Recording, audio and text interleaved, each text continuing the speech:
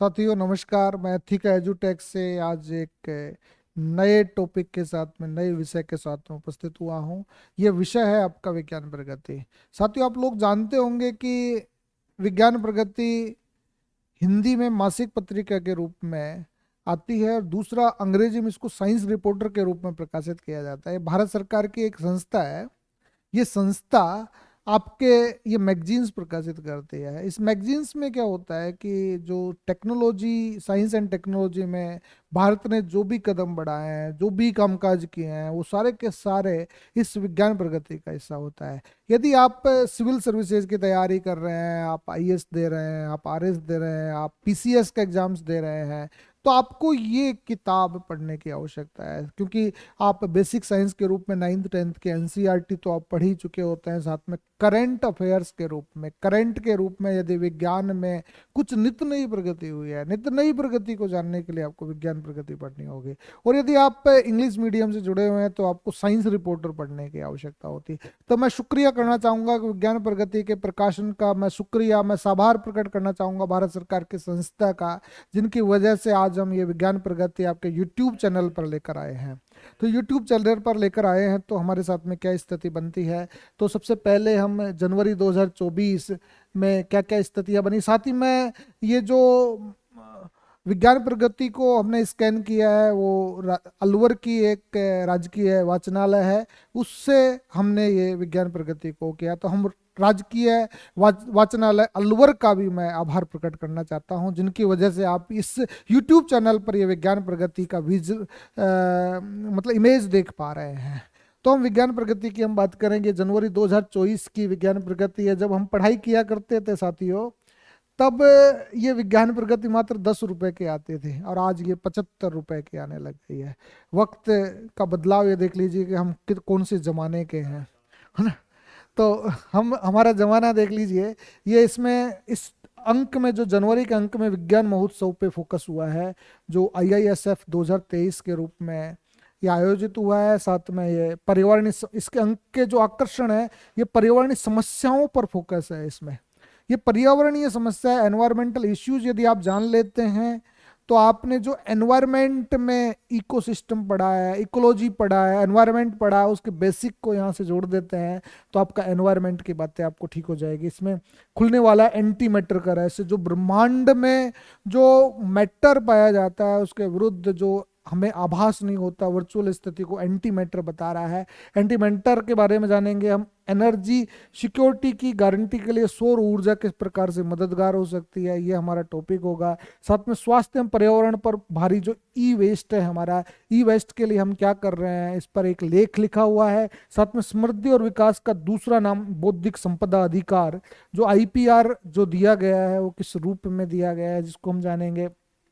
Deep fake video के बड़े खतरे, जो डीप फेक अभी चर्चा में रहा, उसके क्या क्या खतरे हो सकते हैं, कैसे डीप फेक को पहचाना जाए, ये सारी बातें इसमें होंगी। समुद्री शैवाल जो हमारा एल्गी है, उस एल्गी में कौन कौन से इसका इकोनॉमिक इम्पोर्टेंस है, इसको हम जान पाएंगे। तो ये हमारे इस विज्ञान प्रगति के महत्वपूर्ण हिस्सा हैं, जिनको हम आज चर्चा करने जा रहे हैं। बेसिकली ये एडवर्टीजमेंट है आपका, और यदि आप कॉपी यहाँ से लेना चाहते हो तो आपको कहाँ से लेना पड़ेगा, head business development group and industries, CSIR।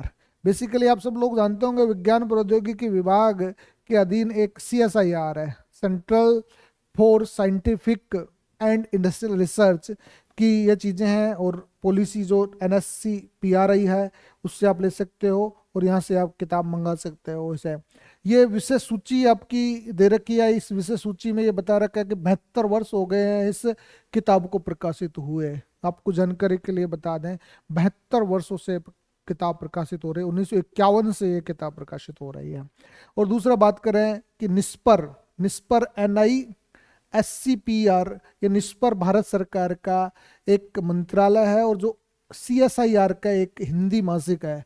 Basically science reporter के नाम से ये इंग्लिश में आती है, हिंदी में आपके विज्ञान प्रगति के नाम से आती है। कोई आपसे पूछ ले कि भाई विज्ञान प्रगति या साइंस रिपोर्टर का प्रकाशन कौन करता है? तो आप कहेंगे भाई CSIR के अधीन एक संस्था है निष्पर, उसके द्वारा ये प्रकाशित किया जाता है। बोलो समझ में आई कि नहीं? और मैगजीन्स, ये मासिक मैगजीन्स हैं, और इसमें अमृतकाल में विज्ञान महोत्सव के बारे में है, डीप फेक के बारे में है, इनके बारे में हम पढ़ ही चुके हैं। और साथ में कुछ स्तंभ आपको दे रखे हैं, कोलम, स्तंभ को बोलते हैं कोलम। कोलम में आपके विज्ञान कविता है, विज्ञान गल्प है, पुस्तक समीक्षा है, साइंस स्पेक्ट्रम, अपने ज्ञान परीक्षा, विज्ञान क्विज है, खेल खेल में गणित है, वर्ग पहेली है। ये चीजें हमारे लिए बहुत मायने रखते थे जब हम छोटे हुआ करते थे, आपकी तरह फर्स्ट ईयर सेकंड ईयर में। तब विज्ञान प्रगति पढ़ते तो हम विज्ञान प्रगति इसके लिए लाते थे, वर्ग पहेली, साइंस की वर्ग पहेली आती है इसमें, खेल खेल में गणित कैसे सीखे। तो हमने खूब इनको भर भर के भेजी हुई है। बस सौभाग्य ही होता तो हम कहीं और जगह जाते हैं, तो वहां भी लॉटरी नहीं खुली हमारी, तो है ना। तो ये चीजें हुई आपके।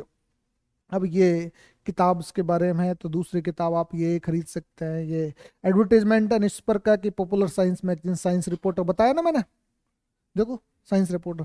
उर्दू में भी आप कर सकते हो, इसमें क्वार्टरली आती है, ये monthly monthly monthly, puzzles, cartoons, latest editions, ये विज्ञान प्रगति में क्या क्या है, topic articles and current science, latest science news, इसमें ये बता रखा है कि आपके पास क्या क्या होंगे। दूसरा आपका अमेजिंग साइंटिफिक फैक्ट्स होंगे, इन्वेंशंस एंड डिस्कवरीज होंगी, science fictions and science cartoons होंगे, डिबेट्स होगी, cartoons, puzzles, quizzes and crosswords होंगे, science fictions and science cartoon competition होगी। ये सारी बातें इसमें बताई गई है कि read and subscriber, science reporter and Vigyan Pragati. और ये 75 रुपए की मासिक है, और यदि आप साल भर के लिए मंगाना चाहते हो, प्रिंट मंगाना चाहते हो तो 750 रुपये में आएगा, और डिजिटल मीडिया से मंगाना चाहते हो तो ये मात्र 456 रुपया वार्षिक आपको विज्ञान प्रगति पड़ जाएगी। आप ई बुक के रूप में मंगाना चाहते हैं तो इसकी आधी कीमत पे आपको मिल जाएगी। तो इसके ई बुक आप ले सकते हो, और 2 ईयर सब्सक्रिप्शन लेते हो तो इस तरीके की स्थिति है, और आप इस अकाउंट्स पे कर सकते हो इनको। तो मैं प्रचार प्रसार कर रहा हूँ विज्ञान प्रगति का। तो ये बातें आपकी हो गई, क्योंकि आपके लिए जरूरी है, आप सिविल सर्विसेज की तैयारी कर रहे हैं तो आपके लिए बहुत जरूरी है। डॉक्टर रंजना अग्रवाल इसकी डायरेक्टर है विज्ञान प्रगति की, मनीष मोहन गोरे ने इसको एडिटर हैं, ये इनके एडिटोरियल किया है, और इसके लेआउट और डिजाइन अभिनव राज ने किया है। और आप देखें तो इसका सेल्स एंड डिस्ट्रीब्यूशन का काम इन्होंने किया है। और यदि किसी प्रकार का कोई विवाद होता है तो उसके लिए पत्रिका से संबंधित सभी विवाद दिल्ली हाई कोर्ट्स में निपटाए जाएंगे। और कॉपीराइट्स सारा का सारा विज्ञान प्रगति को ही जाता है, हमारा कोई इसमें क्रेडिट नहीं है, हम केवल छात्रत्व में इसको पढ़ा रहे हैं। तो ये बातें आपको बता दी गई है हमने। दूसरा हम बात करें अमृतकाल में विज्ञान महोत्सव के। साथियों, IISF श्वेता श्रीवास्त्री और विजय कुमार ने यह लेख लिखा है, अमृतकाल में विज्ञान प्रौद्योगिकी की आउट सार्वजनिक reach 2023 India international science festival 2023, ये 17 से 20 जनवरी 2024 को आयोजित हुआ।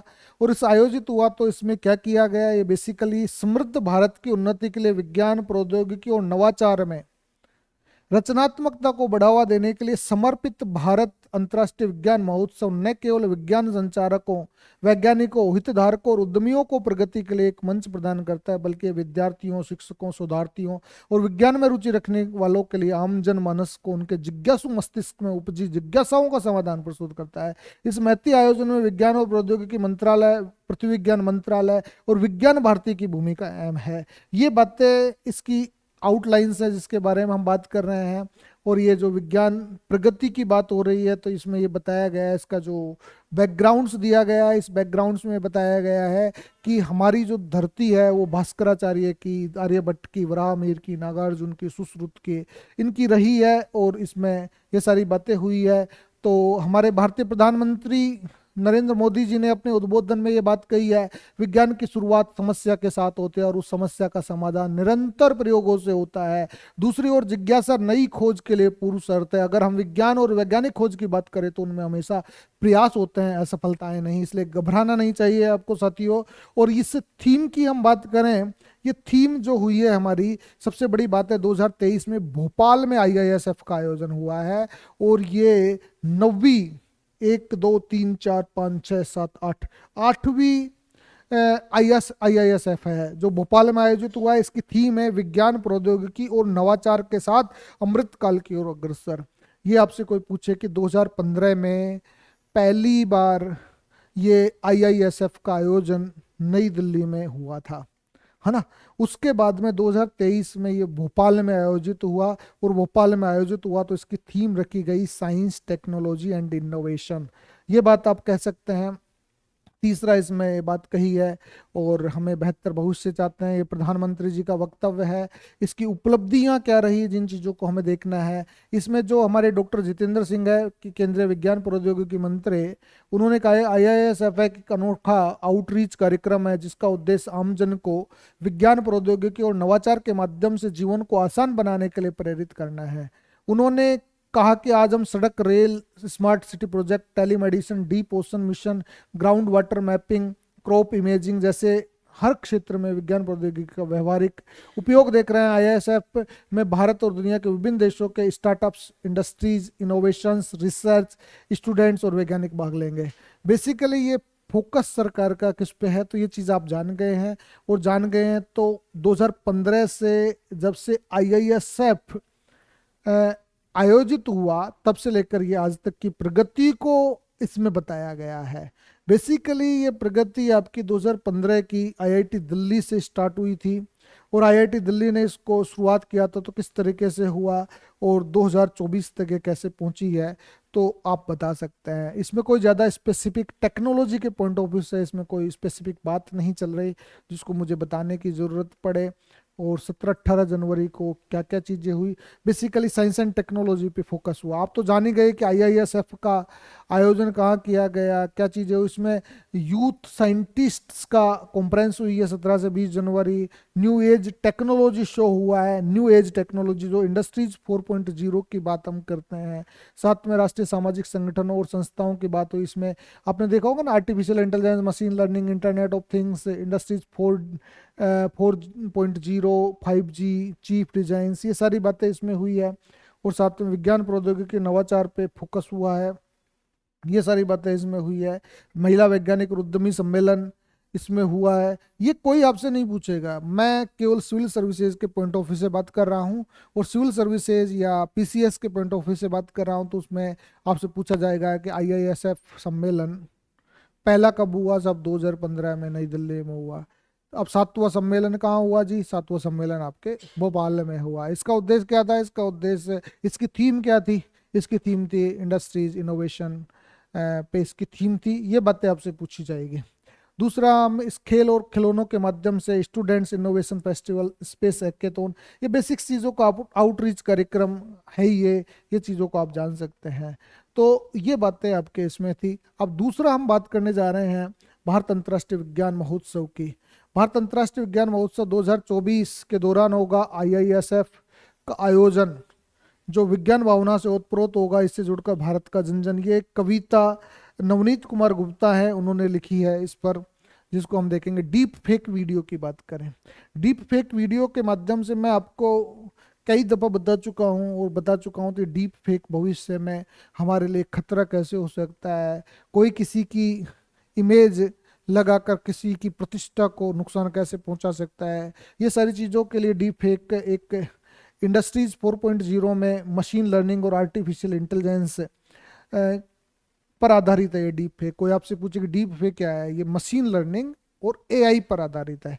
AI पर आधारित है तो क्या क्या चीज़ें हो सकती है, इसकी एल्गोरिदम कैसे तैयार की जाती है, इसको कैसे पहचाना जाता है, और डीप फेक का जाल दिन प्रतिदिन क्यों बढ़ रहा है, इसको जो हमारी जो बड़ी बड़ी हस्तियां हैं उन हस्तियों को किस प्रकार से उनकी इमेज को खराब किया जाता है, ये डीप फेक का स्थितियां हैं। हमें इसमें जानना नहीं है। जनरेटिव आइबरसेरियल नेटवर्क है, ये सोफिस्टिकेटेड आर्टिफिशियल इंटेलिजेंस तकनीक है। इसमें डेटा संग्रहण, डेटा प्रोसेसिंग, मॉडल प्रशिक्षण कैसे लिया जाता है, चेहरे का बदलाव कैसे किया जाता है, आवाज़ को बदलाव कैसे किया जाता है, इसकी फाइन ट्यूनिंग कैसे डेवलप की जाती है, ये सारी बातें इसमें हैं। और यदि आप डीप फेक से बचना चाहते हैं तो आपको कैसे बचाना चाहिए, ये सारी बातें इसमें कही गई है। तो आपसे तो पूछा जा सकता है डीप फेक क्या है, ये कैसे काम करता है, किस तकनीक से काम करता है, इसके खतरे क्या क्या हो सकते हैं। ये एग्जाम्स पॉइंट ऑफ व्यू से सवाल आपसे पूछे जाएंगे, बिल्कुल मेंस पॉइंट ऑफ व्यू से पूछा जाएगा। और यदि उसमें आता है तो ये चीज़ें होगी। ये अब वापस एडवर्टीजमेंट है। पर्यावरणीय समस्या और उसकी सुरक्षा की बात हम करने जा रहे हैं कि पर्यावरणीय समस्याएं कौन कौन सी हैं और उनकी क्या क्या सुरक्षाएं हो सकती है, इन चीज़ों को हम देखने की ज़रूरत है साथियों। तो सबसे पहले हम बात करें पर्यावरणीय समस्याओं की, तो पर्यावरणीय समस्याओं में ये 1995 से 2010 के बीच की स्थिति में हमारे पास में आज क्या स्थिति, ग्लोबल वार्मिंग है, ओजोन में जो छेद हो गया है, जलवायु क्लाइमेट चेंज है, और वैश्विक पर्यावरणीय समस्याएं हमारे सामना कर रही है। इसमें प्रमुख पर्यावरणीय समस्याओं में वन और कृषि भूमि का क्षरण, आप देखेंगे ना कि पर्यावरणीय समस्या हमारे सामने क्या क्या है। दूसरा, हम संसाधनों की कमी की बात करेंगे, पर्यावरणीय क्षरण की बात करेंगे, है पब्लिक हेल्थ की बात करेंगे, बायोडाइवर्सिटी की हानि की बात करेंगे, पारिस्थितिकी तंत्र की हानि की हम बात करेंगे, गरीबों के लिए आजीविका, ये प्रमुख समस्याएं हमारे एनवायरमेंटल है।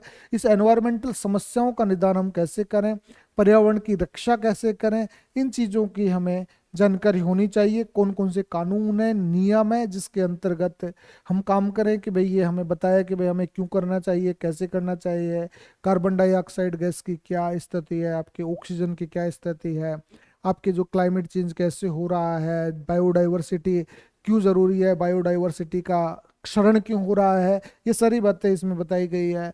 साथ में कुछ कानून है जिस पर हमें गौर करने की जरूरत है। सबसे पहले हम बात करें एनजीटी एक्ट, ये एनजीटी एक्ट 2010 का आया है साथियों। आपको पता ही होगा कि अनुच्छेद 21 के अंतर्गत हमें स्वच्छ वायु और स्वच्छ जल का अधिकार है, अनुच्छेद 48 के अंतर्गत हमें पर्यावरण संरक्षण का अधिकार है।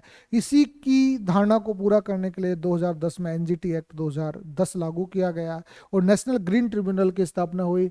और आपको पता होगा कि वायु प्रदूषण, एयर पोल्यूशन एक्ट है हमारा 1981 का है, और आपका वाटर पोल्यूशन एक्ट है हमारा वो 1974 का है। और आपको पता होगा कि जो सेंट्रल पोल्यूशन कंट्रोल बोर्ड है, सीपीसीबी है 1974 में, या 1975 में Rajasthan state pollution control board है, आरएसपीसीबी का गठन भी वाटर पोल्यूशन एक्ट के अंतर्गत किया गया है। और आपका ईपी एक्ट है, आपका एनवायरमेंटल प्रोटेक्शन एक्ट 1986, ये किया गया है। और इसी के अंतर्गत ये जितने भी नियम है ना, अभी जितने भी नियम गवर्न होते हैं एनवायरमेंटल प्रोटेक्शन एक्ट अंतर्गत ही है, चाहे आप हैजार्डियस वेस्ट की मैनेजमेंट कर रहे हो, हैंडलिंग कर रहे हो, ट्रांसपाउंडरिंग बना रहे हो, उसका रूल 2008 का है।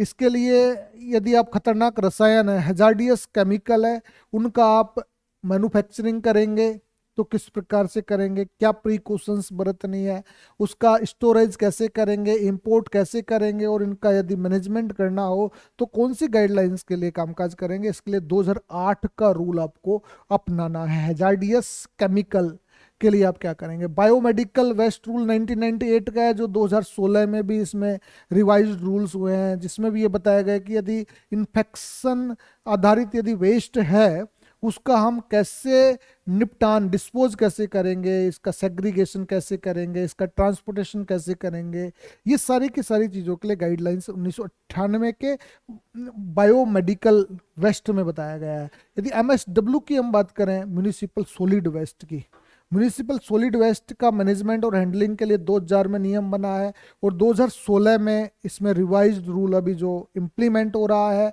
इसमें नगर पालिकाओं को वैज्ञानिक तरीके से एमएसडब्ल्यू का निपटान करना है, सूखा कचरा, गीला कचरा किस तरीके से हमें रखना है।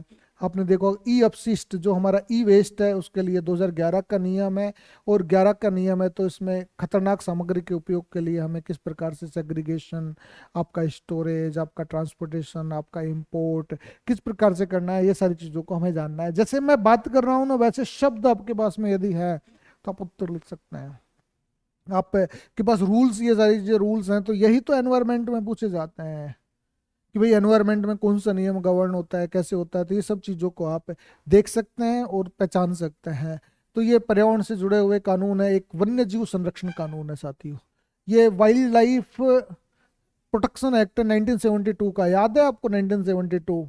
1972 में जो कानून है हमारा, उसमें ये बताया गया है कि अवैध शिकार, तस्करी, अवैध व्यापार को नियंत्रित करने के लिए कानून बनाया गया।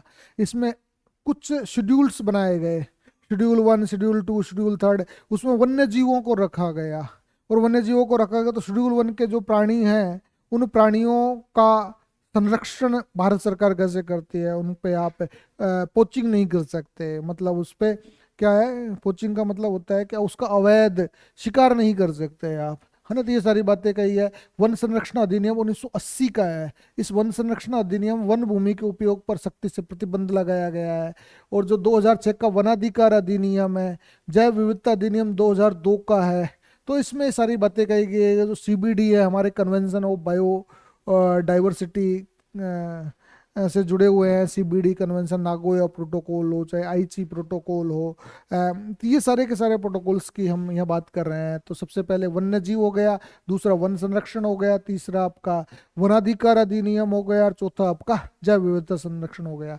तो पर्यावरण संरक्षण की भी हम बात करें, पर्यावरण संरक्षण अधिनियम 1986 की जो बात हुई, आप सबको पता होगा कि 5 जून को जो 1972 का स्टॉकहोम में सम्मेलन हुआ था, उसी के आधार पर 5 जून को प्रत्येक वर्ष पर्यावरण दिवस मनाया जाता है। जो ये बातें इसमें कही गई है, 1985 में ministry of MOEF, ministry of environment and forest का गठन किया गया 1985 में। और 1986 में कानून आया, और 1970 के दशक में MOEF और CPCB आपको पता ही है कि 1974 में गठित किया गया था वाटर पोल्यूशन के एक्ट के अंतर्गत। और ये सारी बातें इसमें हुई है, और ये सारी चीज़ों को आपने देखा। तो ये चीज़ों को आप जान गए होंगे, कौन कहाँ कैसे किस तरीके से कामकाज करता है। पढ़ाई आपको करनी है, बेसिकली मैं आपको बताने जा रहा हूँ कि ये किस तरीके से आपको पढ़ना, उसका बेसिक्स क्रक्स आपको कैसे निकालना है। ये क्रक्स आप जान गए तो आपका काम हो गया। बोलिए, अब हम बात करने वाला है एंटी मैटर के रहस्य के बारे में। बेसिकली एंटी मैटर क्या है? बेसिकली आप देखते होंगे कि हमारे इस ब्रह्मांड में बहुत सारी गैलेक्सीज हैं, है ना, आकाशगंगाएं हैं, मंदाकिनी है ना। तो इस यूनिवर्स में जो विस्फोट हुआ, तो विस्फोट के बहुत सारे आपने कहानियां पढ़ी होगी, आपने बिग बैंग थ्योरी पढ़ी होगी, आपने महाद्वीपीय विस्फोट सिद्धांत पढ़ा होगा, आपने ब्रह्मांड का नेबुला थ्योरी पढ़ी होगी, है ना। आपने इस ब्रह्मांड का निर्माण कैसे हुआ उसके लिए आपने बिग बैंग थ्योरी। तो अलग अलग प्रकार के सिद्धांत है ये। तो ये सिद्धांत है, इसमें जो पदार्थ है हमारा, बेसिकली वैज्ञानिक अक्सर एंटी मैटर या प्रति पदार्थ को मैटर या पदार्थ का प्रतिबिंब कहते हैं। बेसिकली जो मैटर कौन से होते हैं? ठोस, द्रव और गैस, जो दिखाई देते हैं। लेकिन यदि जो दिखाई नहीं दे फिर भी वो मैटर में उपस्थित हो तो वो एंटी मैटर कहलाता है। इस एंटी मैटर का रहस्य हम जानने वाले हैं। आप जानते हो ब्लैक होल घटना? ब्लैक होल घटना आपने सुनी होगी, जिसमें हमारे एक भौतिकी के विज्ञानी थे चंद्रशेखर साहब, उनको नोबेल भी मिला। और स्टीफन हॉकिंग, आपने बहुत बड़ा नाम सुना होगा, जिसने यूनिवर्स के रहस्य पे बात की, वो बहुत बड़ा कामकाज करके गए और ब्रह्मांड के रहस्यों की बात की। आपने सुना होगा लिगो के बारे में, आपने सुना होगा। लिगो बेसिकली क्या थी? एक लेजर इंटरफेरोमीटर ग्रेविटेशनल ऑब्जर्वेटरी थे, जो इस ब्रह्मांड में जो गुरुत्वाकर्षण की स्थिति के बारे में बता रही थी। आपने डार्क मैटर के बारे में सुना होगा, ब्लैक मैटर्स के बारे में सुना होगा आपने। इस ब्रह्मांड में जो ब्लैक होल है उसमें गुरुत्वाकर्षण की स्थिति के बारे में सुना होगा आपने। सुपरनोवा की स्थिति को जाना होगा, अपने फिजिक्स में पढ़ा होगा ये सारी बातें। तो बातें पढ़ी हैं। तो एंटी मैटर एक मिरर इमेज है जो हमें दिखाई नहीं देता, लेकिन उसका अनुभव हमें कैसे होता है। तो इसके लिए 2023 में स्विट्जरलैंड में सर्न नामक एक प्रयोगशाला है, European centre for nuclear energy. ये सर्न प्रयोगशाला बेसिकली क्या कर रही है? ग्रेविटेशनल ऑब्जर्वेटरी का कामकाज कर रही है। और इस मैटर की बात कर रही है कि इस एंटी मैटर का हमें अनुभव कैसे होगा। ये सारी बातें इस सर्न प्रयोगशाला की एक लैब है, जिसमें अल्फा टेस्ट किया जा रहा है। Alpha anti hydrogen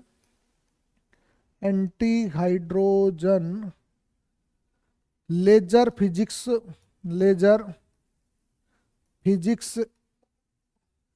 operators basically alpha है। आपसे पूछा जाएगा अल्फा का संबंध क्या है? अल्फा जो स्विट्जरलैंड के जिनेवा में एक सर्न नामक प्रयोगशाला है, जिसका गठन 1952 में हुआ था। तो वहां अल्फा टेस्ट चल रहा है एंटी डार्क मैटर पर। ये भविष्य में आपके टेक्नोलॉजी में एग्जाम्स में आ सकता है, क्योंकि लीगो 2016 में चला था। लीगो चला था, उसने ग्रेविटेशनल ऑब्जर्वेटरी की बात की थी। तो ये अल्फा है। अल्फा याद कर लीजिए। आपका यूपीएससी 2023-26 मई को जो आयोजित होगा उसमें 101% एग्जाम्स में आएगा। अल्फा क्या है? तो ये अल्फा आपने जान लिया कि अल्फा क्या है। इसमें छोटे छोटे कणों के जिन विविध संरचनाओं में बंधकर पदार्थ तैयार होता है उसे परमाणु कहते हैं। इनमें सरल परमाणु हाइड्रोजन है, और वही हाइड्रोजन जिसमें हमारा सूर्य बना है, और आपको पता है कि अल्फा टेस्ट किसके लिए हो रहा है? ये हम एक ITER प्रोजेक्ट भी आपने सुना होगा, international thermo nuclear energy reactor. जब हम हाइड्रोजन कणों से, समुद्र के हाइड्रोजन कणों से हम हीलियम का निर्माण कर रहे हैं, नाभिकीय संलयन विधि से, जो पृथ्वी का सूर्य कहलाई, ये भी तो वही हो रहा है कदार्शय में। तो ये सारा अल्फा हुआ, आपका ITER हुआ, सब एक दूसरे से जुड़ा हुआ है। और हाइड्रोजन परमाणु मध्य में धनावेशित प्रोटॉन्स होते हैं, उसकी परिक्रमा करने वाला ऋणावेशित इलेक्ट्रॉन से बना है, जबकि सरन प्रयोगशाला में जो एंटी मैटर पैदा किया गया है वो एंटी हाइड्रोजन ही है, एंटी हाइड्रोजन है। ये सारी बातें इसमें बताई गई है। और एंटी प्रोटॉन किस तरीके से कामकाज करता है, किस तरीके से इन्होंने कामकाज किया है, जिसको हमें देखना है। और ये जो हाइड्रोजन से ये प्रोटॉन्स तो आपका ये हो गया धनावेशित, ये माइनस में आपका इलेक्ट्रॉन हो गया, ये चारों ओर चक्कर लगा रहा है। और ये एंटी प्रोटॉन आपका बन रहा है, जिसको पॉजिट्रॉन भी हम कह सकते हैं। ये एंटी हाइड्रोजन ही आपका एंटी मैटर है। इस एंटी मैटर से हम किस प्रकार से ग्रेविटेशनल अनुभव करेंगे, ये सारी बातें इस प्रयोगशाला में हो रही है। और ऐसी जगह क्यों नहीं है एंटी मैटर, क्यों इस तरीके से एक धारणा है कि जब मैटर और एंटी मैटर मिलते हैं तो एक दूसरे को नष्ट कर देते हैं और अपने पीछे सिर्फ रोशनी या ऊर्जा छोड़ देते हैं। वैज्ञानिक सिद्धांतों में से बिग बैंग के समान मात्रा में पदार्थ और एंटी मैटर का निर्माण हुआ होगा, ये माना जाता है। आप ये समझ रहे हो ना कि ज्योग्राफी काम आ रही है हमारी। आप ये समझ रहे होंगे 12वीं तक की जो फिजिक्स सही ढंग से पढ़ी है वो काम आ रही है हमारी। ये सारी बातें इसमें चल रही है। एंटी मैटर एक दूसरे को नष्ट क्यों नहीं किया? क्योंकि यदि ऐसा होता तो ब्रह्मांड में तारे ग्रह या लोगों को बनाने के लिए कोई पदार्थ नहीं बचता। यदि ऐसा होता तो ब्रह्मांड नष्ट हो चुका होता। ये नष्ट क्यों नहीं हुआ? ये सारी बातें पर शोध चल रहा है, जिसको हमें देखने की आवश्यकता है। ये चीजें हैं। अब एक माल्पा लैंडस्लाइड डिजास्टर हुआ आपका। माल्पा, माल्पा कहाँ है, कौन से देश में? माल्पा किसकी राजधानी है? जहां पर लैंडस्लाइड हुआ था, जिसमें कई लोग, कई हजारों लोग मारे गए। तो इसके बारे में ये बताइए है। तो ये चीजें आपके है पिथौरागढ़, मालपा गांव है, सॉरी, पिथौरागढ़ उत्तराखंड में 2017 में ये लैंडस्लाइड्स हुई थी, लैंडस्लाइड्स। तो जहाँ की स्थिति ये बता रहे हैं। अब हम भारतीय ऊर्जा सुरक्षा की गारंटी सोलर एनर्जी के बारे में बात करने जा रहे हैं कि सोलर एनर्जी, सोलर प्लेट्स हमारे भविष्य की किस प्रकार से ऊर्जा का आधार बन सकता है। तेल की कुल जरूरतों का 80% हम तमाम देशों से मंगाते हैं और 20% की पूर्ति कर पा रहे हैं। तो ये एनर्जी जनरेशन में सोलर एनर्जी हमारा क्या उद्देश्य बनाएगा? राष्ट्रीय सौर मिशन NSM हमने 2009 में शुरू किया था। सरकार ने एक प्रोजेक्ट चलाया था सस्टेनेबल एनर्जी को डेवलप करने के लिए, नेशनल मिशन फॉर सस्टेनेबल। इसके अंतर्गत 8 प्रकार के प्रोजेक्ट चलाए गए थे, जिसमें एक नेशनल सोलर मिशन भी था। जानकारी के लिए आपको मैं बता दूं, उस मिशन में यह था कि 2022 तक हम क्या करेंगे, ग्रिड विद्युत शुल्क दरों के साथ समानता लाने के लिए सौर ऊर्जा तकनीक का विकास और संस्थापन करना था। हम ये कर रहे थे कि जो ग्रिड सिस्टम है हमारा, जो थर्मल पावर का है या न्यूक्लियर पावर का है, सबको सोलर पावर, सोलर एनर्जी को भी उस ग्रिड सिस्टम से जोड़ देंगे। ये हमारा था, क्योंकि हमारे देश में 300 दिन सूर्य चमकता है और यहाँ सर्वाधिक संभावनाएं हैं सोलर एनर्जी डेवलप करने की। तो सोलर एनर्जी डेवलप करने की स्थिति की हम देखें, सितंबर 2023 में 71,780 मेगावाट हम पूरे देश में जनरेट कर रहे हैं। और भारत का स्थान सौर ऊर्जा में चौथा है साथियों, चौथा। राजस्थान की बात करें तो हम 15,000 मेगावाट के आसपास राजस्थान से जनरेट करें। राजस्थान पहला स्थान रखता है पूरे देश में। और देश, पूरा देश किसने रखा? चौथा स्थान रख रहा है। 2022 तक हम 20,000 सौर विद्युत का लक्ष्य रखा था, जो उससे 4 साल पहले ही हमने प्राप्त कर लिया। मतलब स्थिति ये थी कि हमने रखा था कि 2022 तक 20,000 मेगावाट कर लेंगे, हम पहुंच गए 75, 71, 72,000 मेगावाट पर। और 2018 में ही हम 20,000 मेगावाट बिजली जनरेट कर चुके थे। और हमने 42 सोलर पार्कों की स्थापना की है। और आपको पता हो कि ISA, भारत के जो प्रधानमंत्री हैं, उन्होंने COP21 जो पेरिस में हुआ था, उसमें इंटरनेशनल सोलर अलायंस की बात की थी। और गुड़गांव में सोलर मुख्यालय, विश्व का एकमात्र मुख्यालय भारत में है, इंटरनेशनल मुख्यालय, इंटरनेशनल सोलर अलायंस, जो भारत और फ्रांस के प्रयासों से ही ये चीजें हुई। तो जिसका एक मंत्र था वन सन, वन वर्ल्ड और वन ग्रिड, ये बातें इसमें रखी गई। और रखी गई तो किस तरीके से कामकाज चल रहा है, और आज हम 72,000 मेगावाट बिजली जनरेट कर रहे हैं, तो हमारी इसमें क्या भूमिका है, ये सारी बातें इसमें आपने पढ़ी होगी। तो बेसिकली आप सोलर के बारे में जान गए, सोलर एनर्जी में हमने बेसिक क्या जाना, राजस्थान की स्थिति क्या है, क्या संभावनाएं है, क्या हमारे मिशन है, तो 3-4 चीजें हम जान गए ना। तो हमने एक तो नेशनल सोलर मिशन जान लिया, हमने दूसरा आईएसए के बारे में जान लिया, तीसरा हमने सोलर एनर्जी का उत्पादन कितना कर रहे हैं, कितनी संभावनाएं हैं, देश का क्या स्थान है, ये बातें ऐसी तो बेसिक चीजें तो आपसे पूछी जाती है एग्जाम्स में, जिनको हम जान चुके हैं। जानने के बाद में हम अब बात करें आईपीआर की, समृद्धि और विकास का दूसरा नाम आईपीआर, इंटेलेक्चुअल प्रॉपर्टी राइट्स। खूब पढ़ा है आपने है? और पढ़ा है तो एक बार पुनः और पढ़ने जा रहे हैं हम। इंटेलेक्चुअल प्रॉपर्टी राइट जो ग्रोथ एंड डेवलपमेंट का दूसरा नाम है। बेसिकली बौद्धिक संपदा क्या होती है, हमारे दिमाग से उपजती है, और दिमाग जब हमारा चलता है ना, तो एक प्रोडक्टिविटी में चल जाए तो बल्ले बल्ले है, उससे हम मोनेटाइज्ड हो सकते हैं। तो ये मोनेटाइज कैसे हो, इसको बात करें हम आईपीआर के बारे में। आपको पता होगा आईपीआर पॉलिसी की बात हो रही है। आईपीआर पॉलिसी पहली बार देश में 2016 में लाई गई, 2016 में, ये आपको पता होगा। 2016 में लाई गई, तो ये बौद्धिक संपदा के लिए क्या क्या कामकाज कर रही है, कौन कौन सी बातें हैं जो आईपीआर में आती है। तो सबसे पहले हम बात करेंगे आईपीआर में पेटेंट आता है। पेटेंट साथियों, पेटेंट क्या है? पेटेंट एक बौद्धिक संपदा है। पेटेंट देने के लिए क्या क्या बातें होनी चाहिए? नोवेलिटी होनी चाहिए, नवीनतम होना चाहिए। कोई आपसे पूछे कि पेटेंट एक नई खोज, नवीनता के लिए दिया जाता है, नए आविष्कार के लिए दिया जाता है। तो नए आविष्कार के लिए क्या है कि उसमें नोवेलिटी होनी चाहिए, कि जिस आविष्कार को पेटेंट चाहिए उस समय तक के लिए नवीनतम होना चाहिए, मतलब आज तक नहीं हुआ हो, जब तक कि उसके बारे में कोई पूर्वानुमान या पेटेंट पहले से मौजूद न हो। एक पहली बात तो पेटेंट का आधार यह है। दूसरा क्या है? आविष्कारिता, मतलब इन्वेंशन होना चाहिए। इन्वेंशन एक निश्चित प्रक्रिया के अंतर्गत होता है, तो आपको प्रक्रिया बतानी पड़ेगी कि जब मैं खोज कर रहा था तो मैंने क्या क्या किया। तो सामान्य व्यक्ति के लिए आविष्कार और अन्य विशेषज्ञों के लिए अग्रसर हो। तीसरी हम बात करें कि पेटेंट के लिए औद्योगिक उपयोग क्षमता होनी चाहिए। इसका उपयोग जो भी आप पेटेंट कर रहे हैं कि साहब मेरा तो ये पेटेंट है, और इस पेटेंट का इंडस्ट्रियल यूज होना चाहिए। यदि उस पेटेंट का इंडस्ट्रियल यूज कर देते हैं तो आप पेटेंट ले सकते हैं। तो ये सारी चीजें हैं, तो आपको पेटेंट मिल सकता है। और पेटेंट एक निश्चित समय अवधि 10 वर्ष होती है इसकी, है ना, और 10 वर्ष के बाद में आपको इसको रिन्यू कराना पड़ता है। और इसमें इंडियन पेटेंट एक्ट है, कब का है? 1970 का। इस इंडियन पेटेंट एक्ट 1970 के तहत इसको रजिस्टर्ड कराना होता है। पेटेंट कार्यालय में जाकर इसका ऑनलाइन रजिस्ट्रेशन आप करा सकते हैं। तो पेटेंट के बारे में आप लोग समझ गए होंगे। बोलो, दूसरा हम बात करें कॉपीराइट्स की। कॉपीराइट्स भी बौद्धिक संपदा है।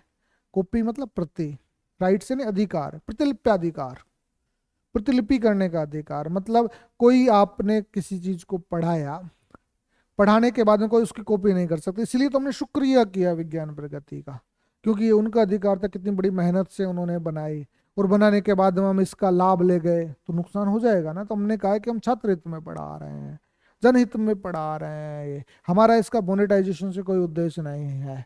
तो ये कॉपीराइट्स है आपका। यदि इससे लाभ लेते हैं तो उसकी रॉयल्टी उस व्यक्ति को भी जानी चाहिए, यदि आपका ये वीडियो से कोई मोनेटाइज होता है तो। यदि मोनेटाइज नहीं होता है तो ये जनहित में आप कामकाज कर रहे हैं, जनहित में आप पढ़ा सकते हैं।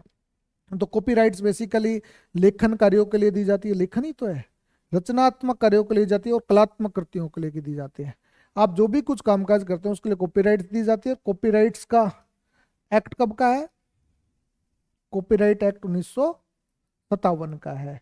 और ये कॉपीराइट आजीवन रहता है, आजीवन रहता है, और मृत्यु के 50 साल बाद भी रह सकता है। समझे? यह चीजें हो गई। इस कॉपीराइट्स के लिए कौन कौन सी चीजें? एक तो एक लेखनी कृतियां, आपने कोई भी किताब लिखी है, कोई उपन्यास लिखा है, कोई आपने कविता लिखी है, कोई आपने आर्टिकल लिखा है, कोई आपने ड्रामा लिखा है, कोई आपने स्क्रिप्ट लिखी है, कोई आपने डायलॉग लिखे हैं, कोई आपने ब्लॉग लिखा है, ये सारे के सारी चीजें आपकी कॉपीराइट्स में आती है। बोलिए, आपने कुछ लिख दिया वो आपका कॉपीराइट्स है, कोई दूसरा उस पर अधिकार नहीं कर सकता।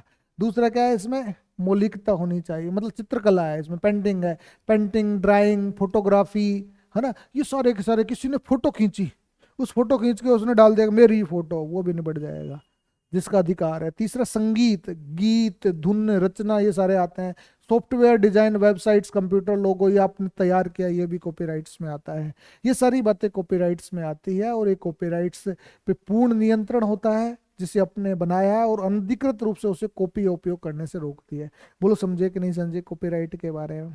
ये बात किताबों में नहीं मिलेगी जो यहाँ आपको मिल रही है। तीसरी हम बात करें ट्रेडमार्क की। ट्रेडमार्क क्या है? ट्रेड यानी व्यापार, मार्क यानी चिन्ह।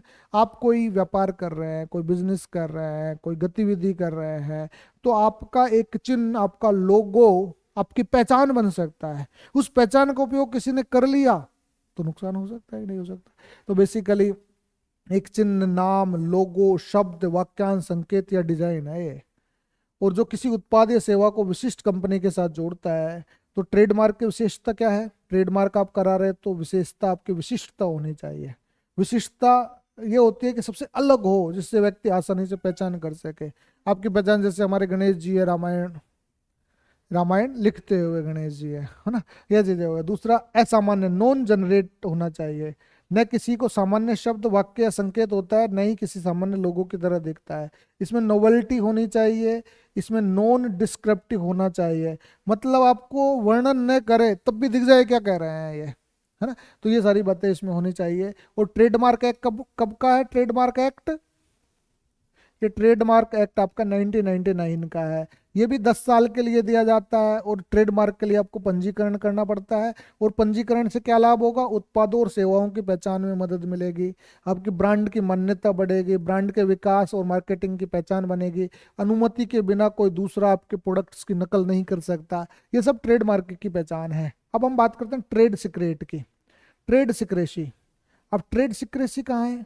ट्रेड सिक्रेसी ये है कि आप कोई ज्ञान है आपके मन में, है ना, विशेष प्रकार का ज्ञान रखते हो, या जानकारी रखते हो, या विशेषता रखती हो, जो किसी व्यापारिक संगठन के लिए या व्यक्ति के लिए मूल्यवान हो सकती है। ऐसे मूल्यवान बातों के लिए हमें क्या करना चाहिए? अपने प्रतिस्पर्धियों और जनता से गुप्त रखना चाहते हो आप ऐसे। ट्रेड सिक्रेसी क्या है? कि आपके पास में कोई ऐसा ज्ञान है, या कोई आप जानकारी रखते हैं, कोई विशेषता रखते हैं, और आप चाहते हैं कि जो आपके कॉम्पिटिटर है उसके मर्म को नहीं समझ पाए, तो ये आपकी ट्रेड सिक्रेसी है। ट्रेड सिक्रेसी उन जानकारियों, डेटा, तकनीकी ज्ञान, प्रक्रियाओं और फॉर्मूलों को सम्मिलित करता है जो किसी कंपनी की सफलता और प्रतिस्पर्धा में मदद करते हैं। ये बातें कहाँ मिलेगी? कहीं नहीं मिलेगी, यहाँ मिलेगी। इसकी विशेषता क्या है? इसमें संरक्षण होना चाहिए। संरक्षण क्या था? व्यापार रहस्य उस संगठन या व्यक्ति की संपत्ति है, प्रॉपर्टी है उसकी, और प्रॉपर्टी है तो उसे गुप्त रखने के लिए आधिकारिक उपाय अपनाए जाते हैं। क्या रखना चाहिए? महत्वपूर्ण होना चाहिए, संगठन के सदस्यों के लिए महत्वपूर्ण होता है, जिससे वे उसे क्या कर सकते हैं? जिससे वे उसे उत्पादों और सेवाओं के विकास में उपयोग कर सकते हैं। जैसे मान लीजिए मेरी ट्रेड सिक्रेसी आप लोग जानते हैं, क्योंकि आप मुझसे जुड़े हुए हो तो किसी दूसरे को मत बता देना, नहीं तो मैं आपके खिलाफ ऑफिशियल सीक्रेट एक्ट 1923 के अंतर्गत कार्रवाई कर सकता हूँ, है ना। ये मेरी ट्रेड सीक्रेसी, कहीं पता लग जाए कि मेरी प्रक्रियाओं को, मेरे फॉर्मुलेशन को आपने बता दिया कि सर किस प्रकार से नोट्स बनाते हैं, सर किस प्रकार से किताब लिखते हैं, सर का फंडा क्या है। यदि मेरी एल्गोरिज्म आपने समझ ली ना, तो मेरी तो स्थिति हो जाए कि मैं कंपटीशन करने लायक ही नहीं रहूंगा। मेरी एल्गोरिज्म का पता नहीं लगना चाहिए, है ना। मैंने आपको बताई है, और आपको किस लिए बताई है? कि आप सिविल सर्विसेज के लिए तैयारी कर रहे हैं, आप पीसीएस की तैयारी कर रहे हैं। बोलिए समझ में आ रहा है कि नहीं आ रहा? तो इसके लिए संपत्ति के रूप में मूल्यवान हो सकते हैं, तो आप कहाँ जाओगे ट्रेड सिक्रेसी के लिए? Official secret act. Special trade secrecy act नहीं है हमारे देश में, इसके लिए आपको ऑफिशियल सिक्रेसी एक्ट है 1923 का, उसके अंतर्गत कार्रवाई करनी पड़ेगी। बोलो समझ में आया कि नहीं आया? दूसरा, हम व्यापार संरक्षण के उपाय कैसे करें? हम साक्षात्कार, अनुबंध करें, जिन्हें लोगों का हम इंटरव्यू लें, इंटरव्यू लेने के बाद में उनसे जो कॉन्टेक्ट करें, तो उसमें क्लियर कह दिया जाएगा कि मेरी ट्रेड सिक्रेसी जीरो टॉलरेंस रहेगी, इसमें सहन नहीं करूंगा यदि कहीं गड़बड़ कर दी तो।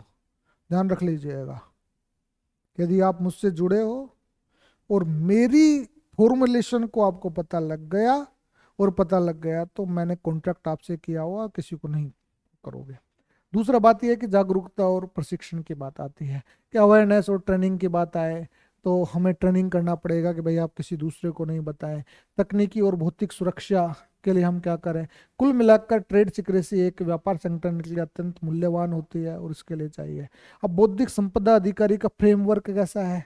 फ्रेमवर्क हमने आईपीआर पॉलिसी 2016 बता दी, बोलो। आईपीआर पॉलिसी 2016 के उद्देश्य क्या था? क्रिएटिविटी और आविष्कार, उद्यमिता और विकास, ज्ञान साझा करना, सामाजिक सुरक्षा प्रदान करना, अर्थव्यवस्था में वृद्धि, आईपीआर जागरूकता, कानूनी विधायी, ये सारी बातें इसमें कही गई है पॉलिसी में। अब पॉलिसी में कही गई तो आईपीआर नीति 2016 के अंतर्गत हमने कुछ मिशन बनाए, कुछ पुरस्कार हमने जारी किए, स्टार्टअप्स को संरक्षण के लिए दिया, पेटेंट सुविधा केंद्र बनाए। ये सारी 2016 की नीति के अंतर्गत था, जो मैंने आपको लो पढ़ाया था, तो इंटेलेक्चुअल प्रॉपर्टी राइट्स में पढ़ा चुका था। अब हम बात करें आईपीआर से जुड़ी हुई वैश्विक संधियों की। आपने पढ़ा होगा डब्ल्यूटीओ में एक ट्रिप्स संधि हुई थी, trips, trade related intellectual properties, है ना। ये ट्रेड रिलेटेड संधि थी, बौद्धिक संपदा अधिकारों को व्यापार संबंधी पहलू के लिए। एक ट्रिप्स समझौती थी, एक ट्रिप्स समझौती थी। ट्रिप्स तो वीपो वर्ल्ड इंटेलेक्चुअल प्रॉपर्टी ऑर्गेनाइजेशन 1967 में गठित हुआ, जो ये आईपीआर को बढ़ावा देने का काम करता है। पेटेंट के लिए पीसीटी, बुडापेस्ट संधि हुई 1977 में, ये पीसीटी आपने पढ़ा होगा। औद्योगिक संपत्ति के लिए पेरिस सम्मेलन आपने 1883 में पढ़ा होगा। हमने ये सारी चीजें मैंने उसमें पढ़ाई थी। साहित्यिक और कलात्मक कॉपीराइट्स के लिए बर्न सम्मेलन, पीसीटी आपके 1970 में अपनाई गई। ये सारे के सारे बौद्धिक संपदा अधिकार से जुड़े हुए बातें थी। और बौद्धिक संपदा से जुड़ी हुई बात ट्रेड सिक्रेसी में हमने बता दिया। भारतीय पेटेंट एक्ट 1970 हमने बता ही दिया है। बौद्धिक संपदा अधिकार की बात हो ही रही है, क्यों चाहिए, कैसे चाहिए, कौन कौन से मुद्दे हैं इससे। कि सबसे बड़ी बात है कि पहला मुद्दा, ये ऐसा मैटर कहीं नहीं मिलेगा, ये विज्ञान प्रगति की ट्रेड सिक्रेसी है। कि बौद्धिक संपदा, जैसे मान लीजिए आपको लिखना है कि भाई ट्रेड सिक्रेसी, बौद्धिक संपदा अधिकार से जुड़े मुद्दे कौन से हैं। एक तो सार्वजनिक स्वास्थ्य पर पेटेंट है। अब सार्वजनिक स्वास्थ्य है कि पब्लिक हेल्थ है। पब्लिक हेल्थ में हम चाहते हैं कि ज़्यादा से ज़्यादा लोगों को हेल्थ बनी रहे, तो हेल्थ बनी रहे तो जेनरिक दवाइयाँ हमने कॉपी कर दी किसी जेनरिक दवाइयों की, कुछ ब्रांडिंग दवाइयों की। जो ब्रांडिंग तो मिल रही थी हजारों में, वो सैकड़ों में हो गई, तो उसकी कीमत कम कर दी हमने, जान बचा दी। तो जान बचा दी, तो ये मुद्दा ये कहते हैं। दूसरी जो कंपनियां हैं वो तो कहते हैं कि साहब हमारी कॉपी नहीं कर सकते फॉर्मुलेशन के, और हम कहते हैं कि हम जान बचाने के लिए कर रहे हैं, तो बुरा थोड़ी कर रहे हैं। एक मुद्दा ये है। दूसरा डेटा विशिष्टता है, कि आपका जो डेटा का उपयोग आप सही ढंग से नहीं कर पा रहे हो। प्रतिस्पर्धा विरोधी बाजार है। पता लगा कि नीम का पेटेंट अमेरिका ने करा लिया, आपने नहीं करवाया, तो फिर हमने कहा कि साहब हम तो परंपरा से नीम हल्दी का उपयोग करके आ रहे हैं। तो ये सारी चीजें इसमें बात की गई है।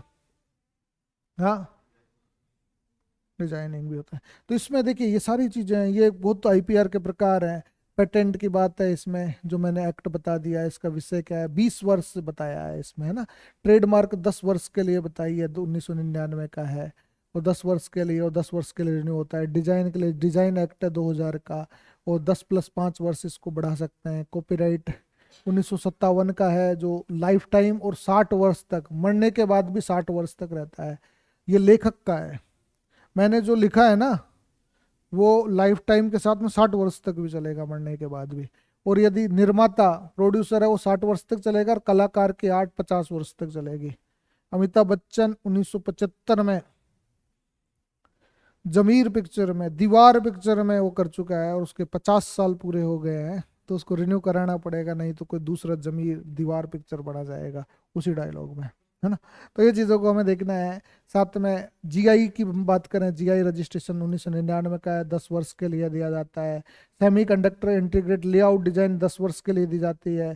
ट्रेड सिक्रेसी आपका वो ट्रेड सिक्रेसी एक्ट है, इसमें नहीं बताया, जब तक गोपनीय सुरक्षित रखी जाती है। पौधों की विविधताओं के लिए संरक्षण है 2001 का, जो 610 वर्ष तक रहता है, 610 वर्ष तक।